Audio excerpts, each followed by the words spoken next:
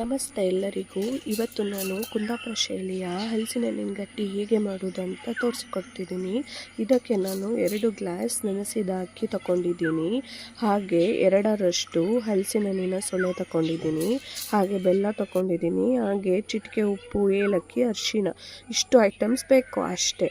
ಎಲ್ಲನೂ ಒಟ್ಟಿಗೆ ಸೇರಿಸಿ ಮಿಕ್ಸಿಲಿ ಗ್ರೈಂಡ್ ಮಾಡಿ ನುಣ್ಣಗೆ ಗ್ರೈಂಡ್ ಮಾಡಬೇಕು. ನಂತರ ಇದನ್ನೇನು ನೀವು ಮಾಮೂಲಿ ದೋಸೆ ಹಾಗೆ ಫಾರ್ಮೇಟ್ ಆಗಲಿಕ್ಕೆ ಬಿಡೋದು ಬೇಡ, ಹಾಗೆ ಸಹ ಇಮಿಡಿಯೇಟ್ ಮಾಡ್ಬೋದು, ಹಾಗೆ ಸಹ ಕಡುಬಾಗ್ತದೆ ಇಮಿಡಿಯೇಟ್. ನಾನು ಇದರಲ್ಲಿ ಸಾಗೋನಿ ಎಲೆ ಯೂಸ್ ಮಾಡಿದ್ದೀನಿ, ನಮ್ಮ ಸೈಡೆಲ್ಲ ಸಿಗ್ತದೆ. ನೀವು ನಾರ್ಮಲ್ ಇಡ್ಲಿ ಕುಕ್ಕರಲ್ಲಿ ಸಹ ಹಾಕಿದ್ದೇನೆ ನಾನು, ನೀವು ನಾರ್ಮಲ್ ಇಡ್ಲಿ ಕುಕ್ಕರಲ್ಲಿ ಸಹ ಮಾಡ್ಬೋದು. ಸಾಗೋನಿ ಎಲೆ ನಮ್ಮ ಹಳೆ ಪದ್ಧತಿ, ಅದರಿಂದ ನಾನು ಅದನ್ನು ಯೂಸ್ ಮಾಡಿದ್ದೀನಿ. ಸಾಗೋನಿ ಎಲೆಯಲ್ಲಿ ಮಾಡಿದ್ರೆ ಪರಿಮಳ ಸಹ ಒಳ್ಳೆ ಇರ್ತದೆ, ರುಚಿ ಸಹ ಇನ್ನು ಎನ್ಹಾನ್ಸ್ ಆಗ್ತದೆ ಅಂತ ನಾವು ಅದನ್ನು ಯೂಸ್ ಮಾಡ್ತೀವಿ.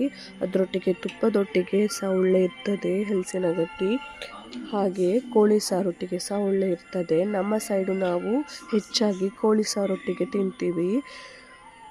ನಾನ್ ವೆಜ್ ತಿಂದೇ ಇದ್ದವರು ತುಪ್ಪದೊಟ್ಟಿಗೆ ತಿನ್ಬೋದು, ತುಂಬ ಒಳ್ಳೆ ಟೇಸ್ಟ್ ಇರ್ತದೆ. ಇದು ಹಲಸಿನ ಹಣ್ಣಿನ ಸೀಸನ್ ಆಗಿರೋದ್ರಿಂದ ಇದು ಒಂದು ತೋರಿಸುವ ಅಂತ ಮಾಡಿದ್ದು. ನಮ್ಮ